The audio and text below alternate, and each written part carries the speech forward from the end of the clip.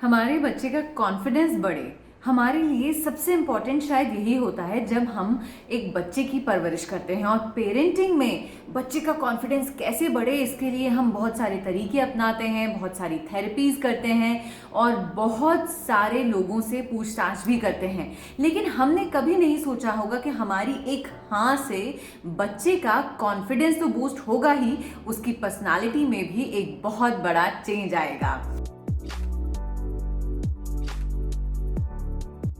Hi everyone, मैं हूं कृति आपके साथ एंड पेरेंटिंग शाला में आज आपकी एक हाँ आपके बच्चे के जीवन में कितना बड़ा चेंज ला सकती है, इस बारे में मैं और आप जानने वाले हैं। यूजुअली हम पेरेंट्स की आदत रहती है कि हम जो है बच्चों के रक्षा के लिए, बच्चों की प्रोटेक्टिवनेस के लिए या हमारे किसी डर के कारण जो है हम बच्चों को अक्सर ना बोलते, नहीं तुम ये नहीं करोगे, उस नदी के पास नहीं जाओगे, नहीं तुम अंधेरे में नहीं जाओगे, नहीं तुम ऊपर छत पे नहीं खेलोगे। हमें बहुत सारी चीज़ें होती हैं, कॉन्फ्लिक्ट्स रहते हैं जिनके कारण हम यूजुअली नो कहते रहते हैं और समझ ही नहीं पाते कि हमारी हाँ से हमारे बच्चे के अंदर कॉन्फिडेंस भी बूस्ट होगा और उसकी और हमारे बीच की जो बॉन्डिंग है और स्ट्रांग होगी। बहुत इंपॉर्टेंट 3 पॉइंट्स हैं जिन पर मैं आपको एक तरीके से समझाने वाली हूँ या एक सजेशन देने वाली हूँ। तो सबसे पहला पॉइंट आता है कि आपको हाँ ही बोलना है।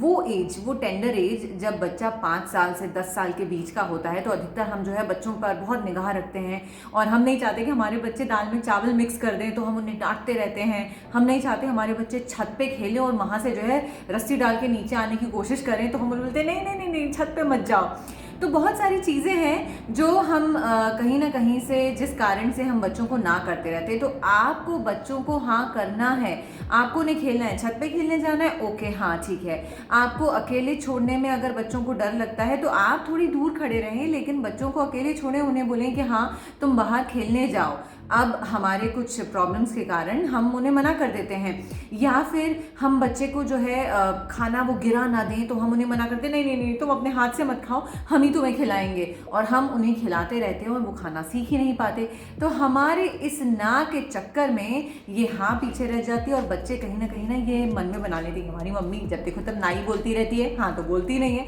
सो यू हैव टू से येस। उसको बताना है कि अगर आप छत पे जा रहे हो तो आपको क्या प्रिकॉशंस रखने हैं, कहीं गिर गए तो आपको क्या क्या हो सकता है, आप दाल में चावल मिक्स कर रहे हो तो कितनी प्रॉब्लम आएगी, अगर मैं आपको बार बार खिलाऊंगी तो आपको खाने का टेस्ट समझ में नहीं आएगा।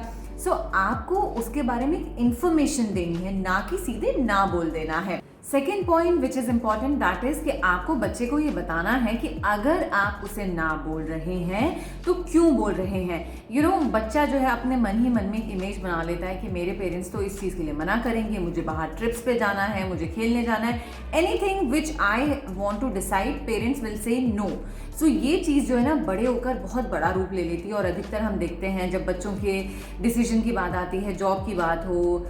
या शादी की बात हो, तब हम कहते हैं कि अच्छा तुम इतने बड़े हो गए हो जो खुद से डिसीजन लोगे। हम छोटे से ही उन्हें डिसीजन लेना सिखाएं तो कहीं ना कहीं वो जो है अपने आप आत्मनिर्भर होंगे। तो हम अगर ना कह रहे हैं तो उसके पीछे कोई कारण होना चाहिए, हमें बताना चाहिए बच्चों को कि हम तुम्हें ना क्यों कह रहे हैं, हमारे फैमिली में ये चीज़ नहीं होता है तो इसलिए हम ना कह रहे हैं, तुम्हें पहले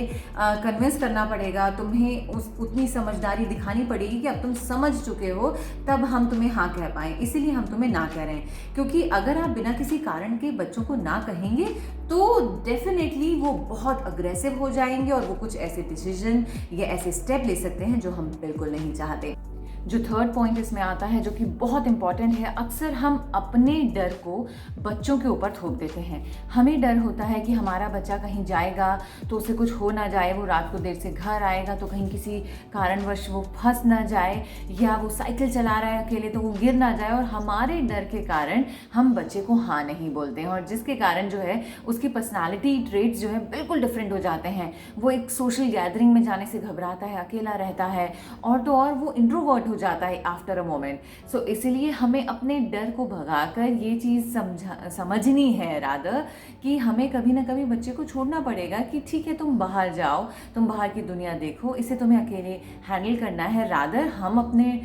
डर से डरें, हम बच्चे को डिफेंसिव बनाएं कि कैसे अगर उसके सामने कोई ऐसी वैसी सिचुएशन आती है तो वो उन चीज़ों को कैसे हैंडल कर सकता है। सो ये सब बातें जो है ना कहीं आपके बच्चे की पर्सनालिटी में डेफिनेटली दिखाई देती हैं और आप उसे हाँ बोलते हैं तो एक कॉन्फिडेंट इंसान ज़रूर बनाते हैं। सो आई जस्ट होप कि अगर आपको अपने बच्चे को कॉन्फिडेंट बनाना है तो आप ये वीडियो ज़्यादा से ज़्यादा लोगों तक शेयर करेंगे और उन्हें बताएंगे कि कैसी छोटी छोटी गलतियों से हम अपने ही बच्चे को अंडर कॉन्फिडेंस कर देते हैं सिर्फ ना बोलकर। सो आप मेरे चैनल को लाइक सब्सक्राइब कर सकते हैं एंड अलग अलग सोशल मीडिया प्लेटफॉर्म पर मैं आपको मिल जाऊंगी जहां अपना कॉन्फिडेंस और बच्चों का कॉन्फिडेंस और पेरेंटिंग की ये जो बॉन्डिंग है आपके और बच्चे के बीच, इसको बढ़ा सकते हैं। Tata, bye bye and take care.